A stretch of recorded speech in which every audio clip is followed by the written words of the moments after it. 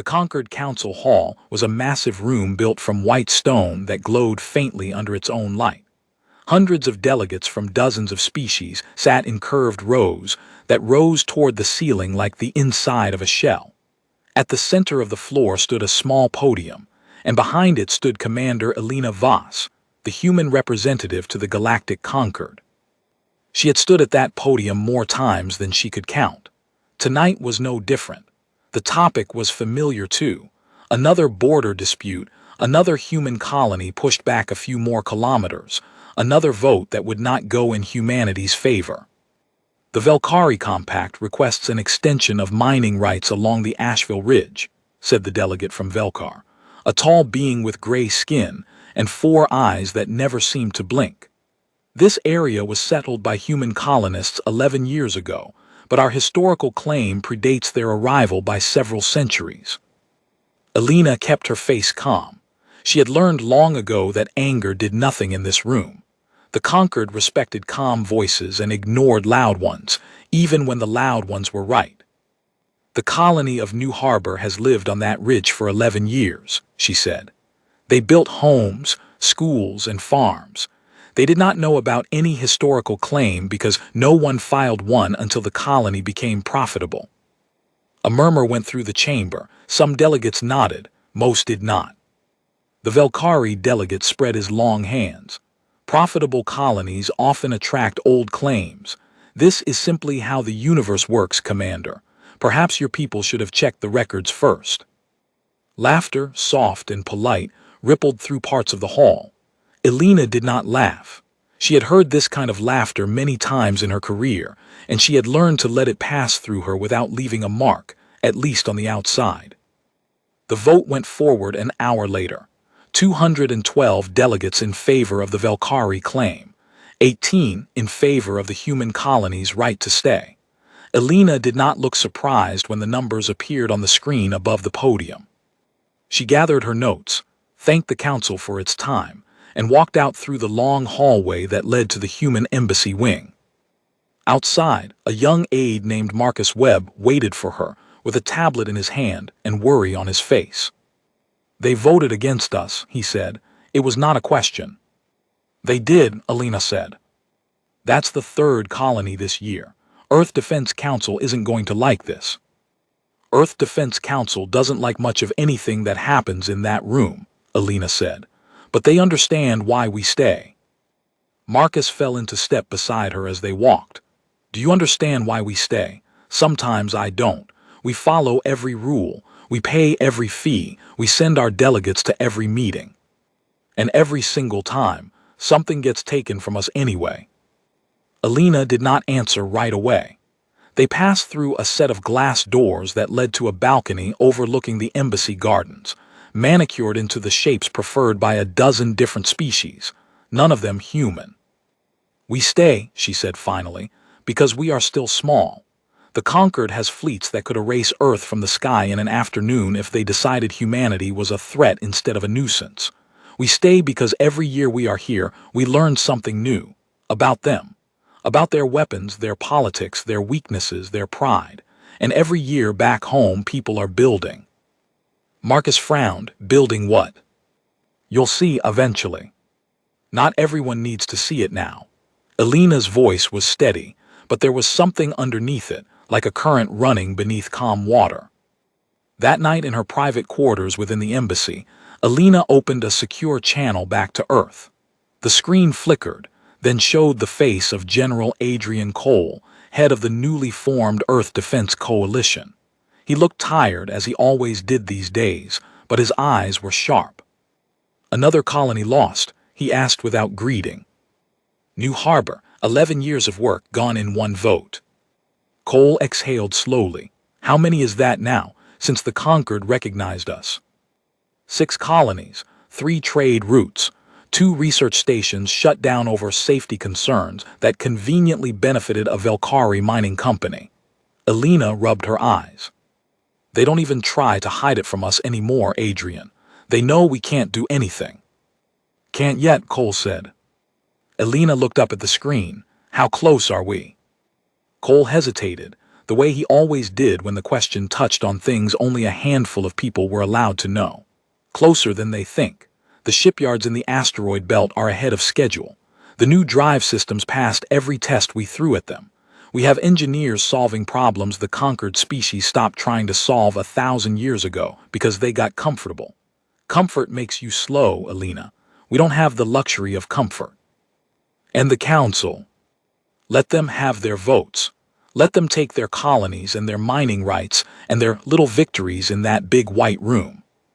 Every single one of those votes is being recorded, documented, and saved. One day, and it will not be soon, but one day, we are going to need every piece of that record. Alina thought about Marcus's question from earlier. Do you understand why we stay? She thought about how to answer it honestly, even to herself. They think we're weak because we're patient, she said. They've never had to be patient about anything. Everything has always come easily to them. Conquest, technology, power. They inherited a galaxy already built for them by older civilizations that died out or moved on. We had to build everything ourselves from nothing, on a planet that tried to kill us at every step for 200,000 years before we even left it. That's the part they don't understand, Cole said. Patience isn't weakness. It's a weapon nobody else in this galaxy knows how to use anymore, because nobody else has needed it in centuries. Alina looked out her window at the alien sky above the embassy compound, dotted with 3 moons instead of 1. Somewhere far beyond that sky, ships were being built in silence. Engineers were solving problems no conquered scientist would think to ask. Soldiers were training in simulations more brutal than anything the conquered battle academies offered, because human commanders understood something the comfortable species had forgotten. That war is not a game with rules, and the side that survives is rarely the side with the most ships. It is the side that adapts fastest, suffers the most, and refuses to quit. There will be a line eventually, Alina said quietly. Something they do that goes too far even for us. There always is, Cole agreed. And when that day comes, Alina, I need you to be ready to walk out of that white room and never look back. I know. Until then, Alina said, we smile, we vote, we lose, and we wait. The channel closed. Alina sat alone in the dim light of her quarters for a long while, thinking of New Harbor's empty houses, of farms that would soon belong to Velkari mining crews, of children who would grow up without ever seeing the home their parents had built. She thought of patience, and how heavy a weapon it could be to carry for so many years. Far below the embassy, in hidden shipyards across the solar system, the weight of that patience was already being forged into something else entirely. Something with edges. Something that would, in time, demand to be used. The Council did not know it yet. Most humans did not know it yet, not the full shape of it. But the line Alina spoke of was closer than anyone in that white stone hall could have imagined. And when it came, the galaxy would learn exactly what 80 years of being underestimated had built in the dark. The attack on Solace Station happened on a quiet Tuesday morning, ship time, when most of the crew was asleep, and the rest were running routine checks on the water recyclers. Solace Station was not a military post. It was a research outpost built by human scientists to study a strange gas cloud near the edge of conquered space, a cloud that seemed to hold compounds no one had ever cataloged before. 43 people lived there, biologists, chemists, a small medical team. 2 children, the sons of the station's lead engineer, who had been born on the station and had never set foot on Earth. The ships that attacked did not announce themselves. They came out of the dark in formation, 4 Velkari warships marked with no insignia, and opened fire on the station's outer ring before anyone inside even knew they were under attack. The station's defense systems, designed for debris and minor hazards, never had a chance to respond. Within 11 minutes, Solace Station was a field of drifting wreckage and frozen bodies. When the news reached the conquered council 3 days later, it did not come from the Velkari government. It came from a human salvage ship that had arrived to deliver supplies and found nothing left to deliver them to. Alina Voss stood at the same podium where she had argued over mining rights and trade routes 100 times before. This time her hands were shaking, though she kept them flat against the podium's edge so no one could see. 43 people, she said, 2 of them children, killed by warships that fired without warning, without provocation, and without any attempt at communication. The Velkari delegate, a different one than before, rose to speak. His tone was practiced, smooth, the tone of someone who had rehearsed this exact kind of statement many times. The Velkari government extends its sympathy for this tragedy, he said. However, an internal investigation has determined that the ships in question were not under official Velkari command. They were operated by an independent contractor group that has since been disavowed. Disavowed, Alina repeated. 43 people are dead and your response is one word. The council understands this is distressing. However, without clear evidence linking the Velkari government directly to the order, this matter falls outside the council's jurisdiction for formal sanction. We recommend the matter be handled through standard compensation channels. A few delegates shifted in their seats, uncomfortable. Most did not move at all.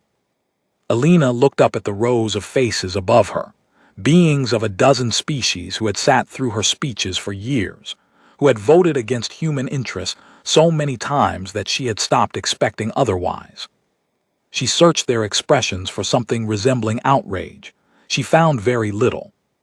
Compensation channels, she said slowly. You want to put a price on 2 children.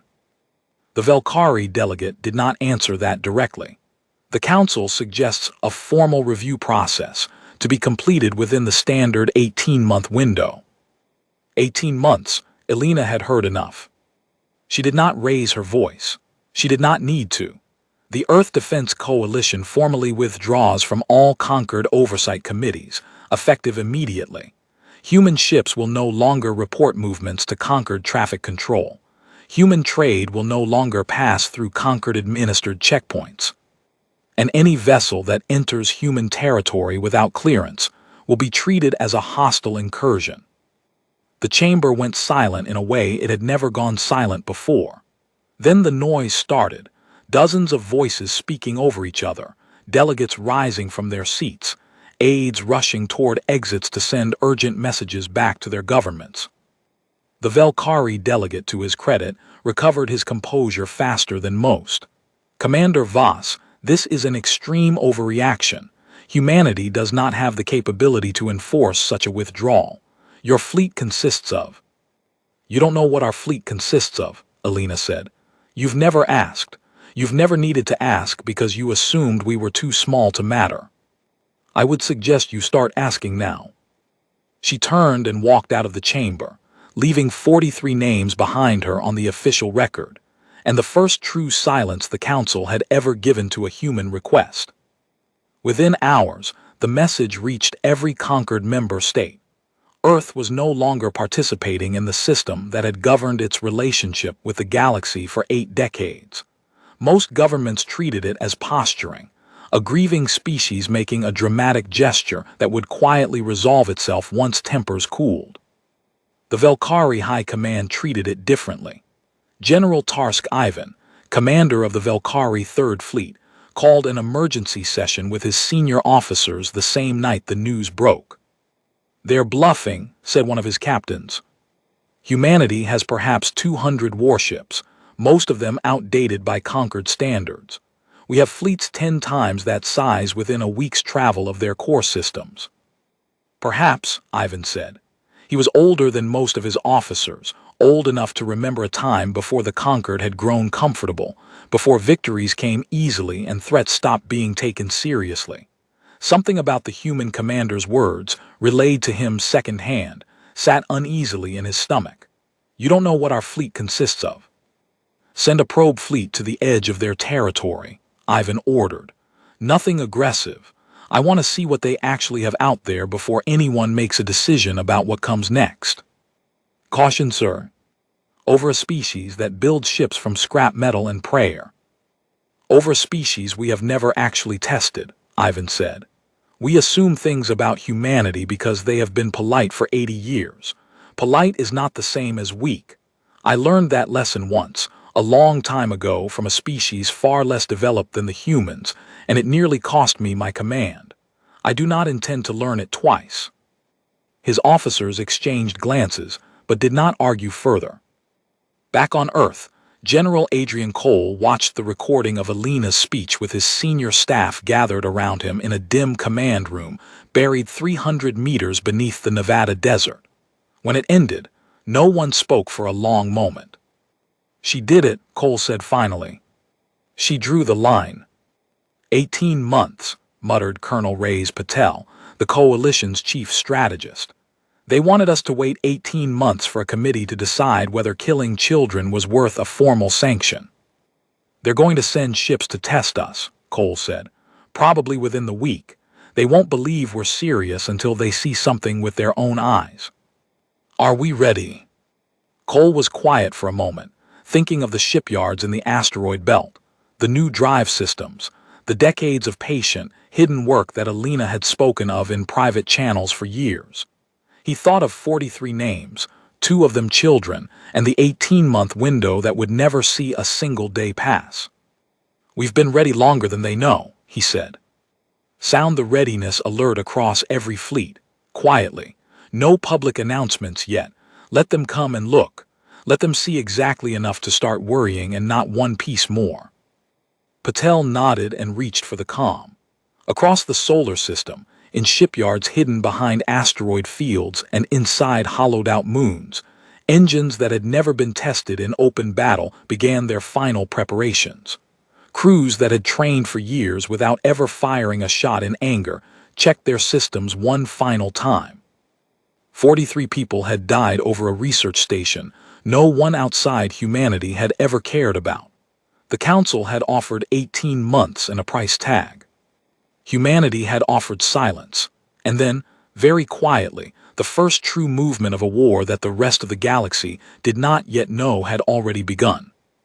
The Velkari probe fleet entered the edge of human territory 8 days after Alina Voss walked out of the conquered chamber. It was a modest force, 6 ships under the command of Captain Reth Solon, sent not to provoke a war but to measure exactly how much of a threat, if any, the humans actually posed. Solon had read every report the Conquered held on human military capability. The numbers were unimpressive: old ship designs, modest weapons, a fleet that on paper could be brushed aside by a force a fraction the size of his own homeworld's reserves. He expected to find exactly what the reports described: outdated vessels patrolling quiet borders, perhaps a token show of force meant to satisfy a grieving public back on Earth. What he found, instead, made him radio home twice before he had even finished his approach. The border of human space was not guarded by the old fleet the Conquered database described. It was guarded by something else entirely: ships of a design Solon had never seen in any catalog, sleek and dark, moving with a precision that did not match anything in the human military history file. They did not approach his fleet aggressively. They simply appeared, seemingly out of nowhere, positioned at exact intervals around his ships, close enough that any sudden move would be suicide for both sides. A single channel opened on his bridge. The voice that came through was calm, almost gentle. "This is Commander Reyes Patel of the Earth Defense Coalition. You have entered restricted human territory. State your intentions." Solon straightened in his chair, trying to keep his voice steady. "Captain Reth Solon, Velkari 3rd Fleet. We are conducting a routine survey of the border region. No hostile intent." "Understood," Patel said. "You have 30 seconds to reverse course before this stops being a survey and starts being an incident." Solon glanced at his tactical officer, who was staring at the readings with an expression Solon had never seen on her face before. Fear, he realized. Real fear. "Sir," she said quietly, "their ships are reading sensor signatures unlike anything in our database. Their drive systems are operating at efficiency levels our engineers said were theoretically impossible 11 years ago." "How many ships do they actually have out here?" "I count 12 on visual, but sir, I'm picking up faint signatures suggesting at least 40 more, holding position just beyond effective scanning range. They want us to see exactly this many, and not one ship more. Solon understood then, the way a man understands cold water only after it has already closed over his head. The Concord reports were not just outdated. They were a story humanity had allowed the galaxy to believe, carefully, for decades. Reverse course, Solon ordered, full retreat. Now, as his ships turned, the human fleet did not pursue.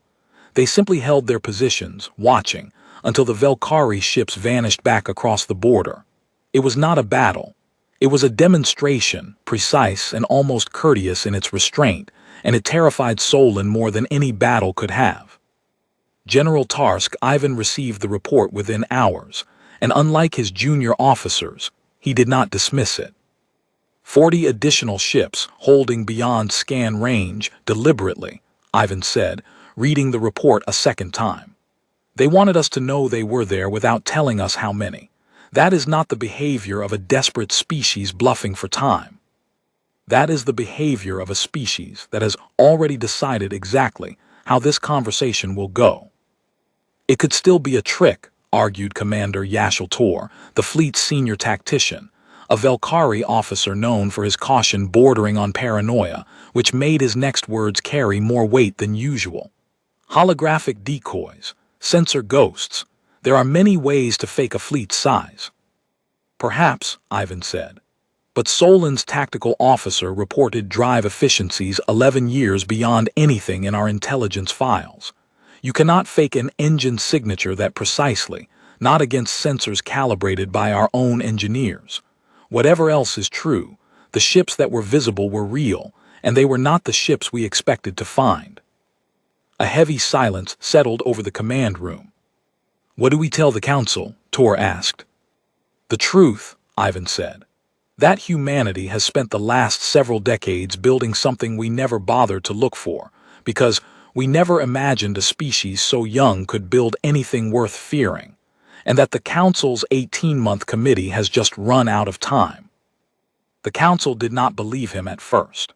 Reports from a single probe fleet, dismissed by several delegates as exaggeration born of fear, were debated for 2 full days while human ships, the ones Solon's sensors had only glimpsed at the edge of detection, began moving.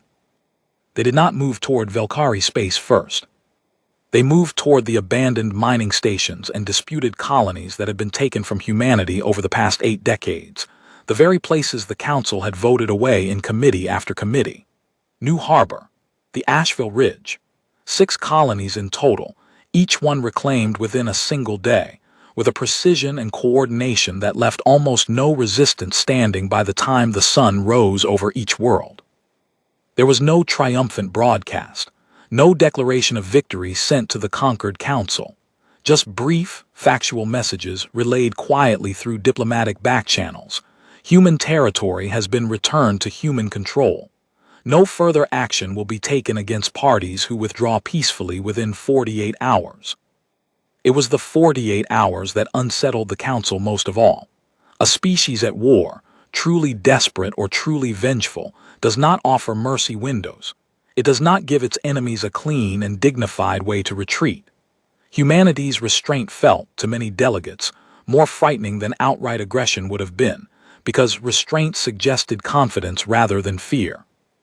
Elena Voss watched the reports come in from a secure room within the human embassy, the same embassy she had walked through 100 times feeling small and patient and powerless. Marcus Webb stood beside her, staring at the tactical displays with wide eyes. They took back every colony, he said, all 6 in one day. Adrian told me the fleet was ready, Elena said. I don't think even I understood how ready. What happens now? Elena thought of General Ivan's report, parts of which had already leaked through diplomatic channels, parts she suspected the Velkari government had leaked deliberately as a kind of warning to other conquered members. Do not underestimate what we just underestimated. Now, she said, the rest of the galaxy finds out exactly what 80 years of patience were actually for. Far across human space, In the asteroid shipyards that had built every ship in that quiet, devastating fleet, engineers and crews who had trained for years without firing a single shot in true combat were already preparing for what would come next. They had been patient. They had been careful. They had let the galaxy believe a comfortable story about a weak, young species for 8 decades. Because that story had bought them the time they needed to build something, the comfortable species of the conquered had long forgotten how to imagine. The mask had come off. What was underneath it had no further reason to hide. The Velkari Council convened a war session within a week of losing the 6 disputed colonies, and within that single meeting, the comfortable assumptions of 80 years collapsed entirely. General Tarsk Ivan stood before the assembled war ministers, no longer the cautious voice warning of an unknown threat, but the commander now tasked with answering it. "They are not raiding our territory," Ivan told the ministers. "They took back what was already theirs and stopped. That is the behavior of a species fighting for something specific, not a species hungry for conquest. If we attack their core systems now, in force, we may be starting a war we do not need to fight." "They humiliated us," said Minister Dalvesh, the loudest voice among the war ministers, a politician far more comfortable with speeches than battle plans. 6 colonies, taken in a single day, with our own fleets unable to respond in time. The conquered member states are already questioning whether Velkar can be trusted to manage its own borders. We cannot allow that humiliation to stand unanswered. "There is a difference between answering humiliation and provoking annihilation," Ivan said. "I do not yet know which path leads where with this enemy. I only know that every assumption we made about them 8 days ago was wrong, and I would prefer to test the next assumption more carefully than the last one." The ministers voted anyway, 11-4, in favor of a full retaliatory strike against human shipping lanes near the contested border. Ivan received the order the same evening, along with a fleet of 300 warships and instructions to make humanity regret its arrogance. He followed the order. He had no other choice, but he did so with a caution his superiors mistook for hesitation. The first true battle of the war took place near a quiet trade corridor the humans called the Threshold, 11 days after the colonies were reclaimed. Ivan's fleet outnumbered the human defense force nearly 4-1 on arrival, and for the first several minutes, it seemed the numbers would matter exactly as much as they always had in conquered warfare. Then the human ships began to move in ways Ivan's tactical computers could not predict. They did not hold formation the way conquered doctrine expected. They scattered, regrouped, scattered again, striking at exact moments when Velkari shield rotations left brief, almost invisible gaps. Ivan watched on his command display as 3 of his largest cruisers lost power within minutes of each other, struck by precisely targeted fire through openings his own engineers had assured him did not exist in their shield cycles. "They're reading our shield patterns in real time," his tactical officer said, voice tight with disbelief. "Sir, that should not be possible. Our shield modulation algorithms are supposed to be unpredictable." "Apparently not unpredictable enough," Ivan said grimly. The battle lasted under 2 hours. When it ended, Ivan's fleet had lost 40 ships. The human defense force, smaller by every measure that had mattered for 80 years, had lost 6. It was not a massacre. The humans fought with a controlled, almost mournful precision, retreating wounded ships rather than destroying them outright when retreat was possible, a restraint that struck Ivan as more unsettling than cruelty would have been. He sent his report back to the war ministers that night, knowing it would not be well received. 300 ships, sent to teach a lesson, had returned having learned one instead. On the human side, the cost was felt differently. Commander Reyes Patel stood in the command center of the flagship Meridian, watching the casualty reports scroll past on her screen. 6 ships, 41 crew members confirmed dead, 18 more in critical condition aboard the medical frigate trailing behind the main fleet. "We won," said her executive officer, a young man named Lieutenant Akafer, trying to find something steady to say into the silence of the command deck. "We did," Patel said. 41 people are not coming home because of a vote in a white room about mining rights and dead children that nobody wanted to take seriously. I would not call that winning. I would call it surviving the cost of being ignored for 8 decades. She thought of Alina Voss's voice on the recorded channel, calm and steady at that podium, drawing a line the council never believed would hold.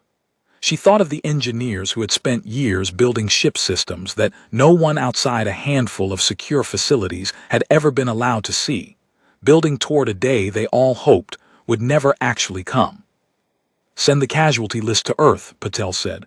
All of it, every name. I want the public to understand exactly what this is costing, every single time. The war that followed across the next several months did not resemble the swift, decisive conquest that conquered military doctrine usually produced against weaker species. It moved in careful, costly steps. Human fleets struck precisely at military targets, leaving civilian infrastructure and population centers largely untouched, a restraint that confused Velkari strategists who had been trained to expect total war once hostilities began. General Ivan came to understand the pattern faster than his superiors did. They are not trying to destroy us, he told the war ministers after the fourth major engagement, this one fought to a costly draw near the Velkari home system's outer defenses. They are trying to make every single battle expensive enough that we choose to stop fighting before they are forced to choose between mercy and victory. I do not believe they want our destruction. I believe they want this to be the last time anyone underestimates them.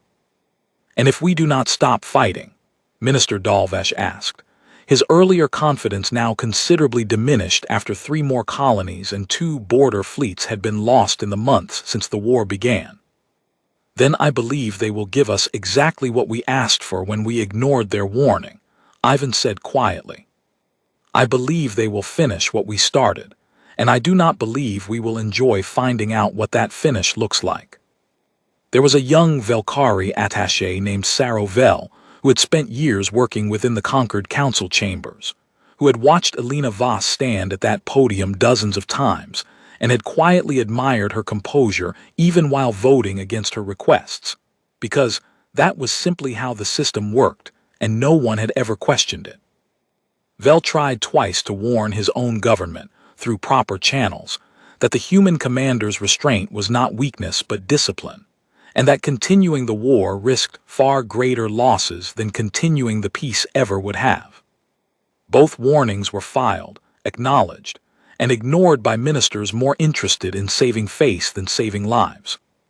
By the war's 6th month, the cost on both sides had grown heavy enough that even the most stubborn voices in the Velkari war ministry had begun, quietly, to ask what an end to the fighting might actually require.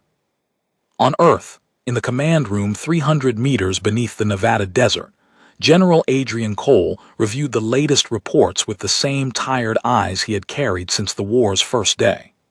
The shipyards that had built humanity's quiet fleet were now running at full capacity, building replacements for losses no one had wanted to take, even in victory. They're asking for terms, Cole said, reading the latest diplomatic transmission relayed through a neutral conquered channel. Quietly, through back doors, no formal request yet, but it's coming. Alina Voss, present by secure video link from the embassy she had not left in months, allowed herself the smallest measure of relief. How much longer do you think they'll hold out before they ask properly? Not much longer, Cole said. Ivan's reports are leaking through conquered channels faster than his own government can contain them. He's telling anyone who will listen that this war cannot be won the old way, against an enemy that learned patience while everyone else forgot what it was for. Alina thought of the 80 years that had led to this moment, the votes lost, the colonies taken, the calm words exchanged across that white stone chamber while something else entirely was being built in the dark beyond it. Then let them ask, she said. And when they do, we will remember exactly what their answer was, the last time we asked them for something far simpler than peace. The formal request for peace talks arrived through the conquered council 8 months after the war began, delivered not by the Velkari government directly, but by a neutral mediator species that had stayed carefully out of the conflict from its first day. Elena Voss read the request twice before responding, and when she did respond, she did not send her answer to the council chamber, where she had spent so many years losing votes that had never mattered as much as this one would. She sent her answer directly to General Tarsk Ivan. Peace talks will be held, her message read, but not in the council chamber and not under Concord oversight. We have learned at considerable cost what Concord oversight is worth.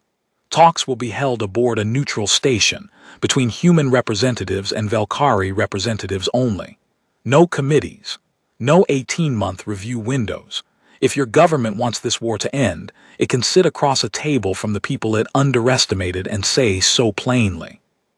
Ivan, who had spent 8 months watching his fleets shrink and his government's confidence crumble alongside them, did not hesitate before recommending the Valkyrie Council accept the terms exactly as written. The talks took place aboard a small neutral station near the war's old border, the same border Captain Solon had crossed with such confidence so many months before. Elena Voss represented humanity, flanked by General Cole and Commander Patel.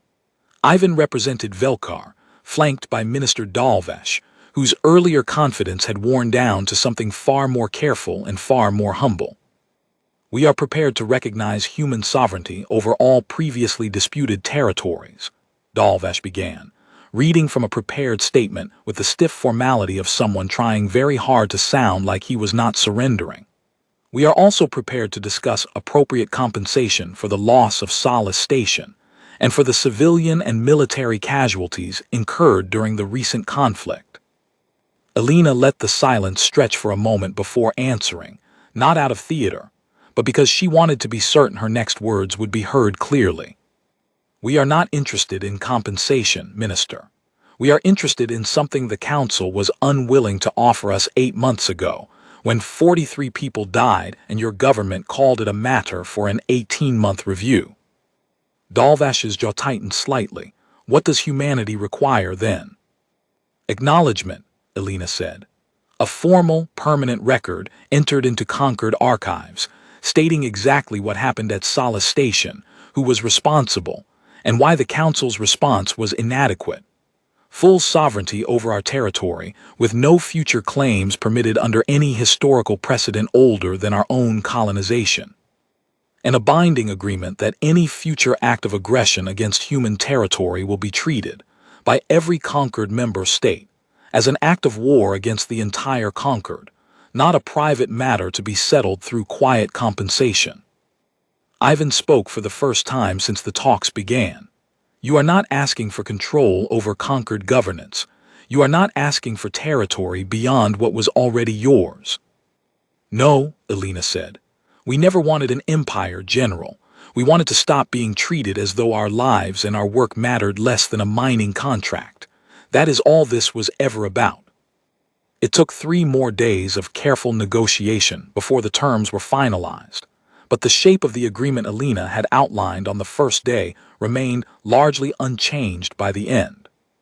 The Valkyrie government signed first, followed by formal endorsement from the wider Concord Council, who had watched the entire war unfold from the safety of their white stone chamber, and had finally, belatedly, understood what 80 years of polite dismissal had cost them. The signing did not happen in the council chamber. Elena had insisted on that detail specifically, and no one argued with her. It happened instead in a quiet room aboard the neutral station, with no cheering delegates and no triumphant speeches, only the soft sound of formal documents being finalized, and the heavier silence of everyone present understanding exactly what the war had cost to reach this point. Afterward, as the Valkyrie delegation prepared to leave, Ivan approached Elena alone. May I ask you something, Commander Voss? You may. 80 years of patience, he said. 8 decades of votes you knew you would lose, of colonies you knew would be taken, of insults you absorbed without complaint. Was it always the plan to let us believe you were weak for so long? Elena considered the question carefully before answering. It was never a plan to deceive you, General. It was simply the truth for most of those 80 years. We were weak, in the ways that mattered to your council. We did not have the ships, the technology, or the standing to demand anything we are demanding now. What we had was time, and the willingness to use it building something instead of demanding something we could not yet earn. And now we are no longer weak, Elena said. I would prefer that we never have to prove that again. I suspect you would prefer the same. Ivan nodded slowly. I believe most of the conquered underestimated humanity because young species are rarely patient. Patience is usually a luxury older civilizations afford themselves, once they have already won enough to feel secure. You found a way to be patient before you had won anything at all. I do not know what that says about your species, Commander, but I do not think the rest of the galaxy will underestimate it again.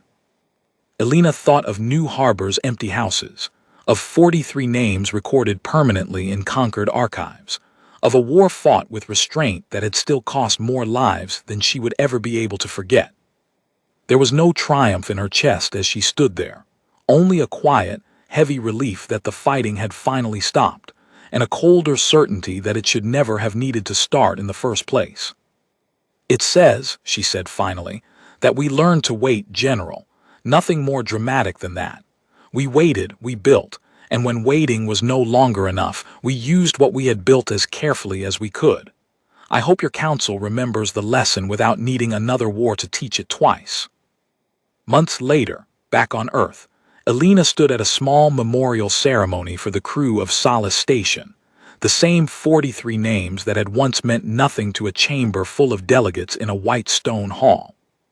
Marcus Webb stood beside her now as a full diplomat in his own right, no longer the worried aide who had once asked her why humanity bothered staying patient at all. "Do you think it was worth it?" he asked quietly, watching the names scroll past on the memorial screen. "Everything we built in secret, everything it cost once we finally had to use it." Elena watched the last name fade from the screen, a child who had never seen Earth, never would now, and thought of the long line of small humiliations that had led to this single, terrible cost. "I think," she said slowly, "that no species should ever need a war to be taken seriously. I think the Council should have listened the first time, not the 100th. But we are not the ones who decided patience would have to end in fire, Marcus.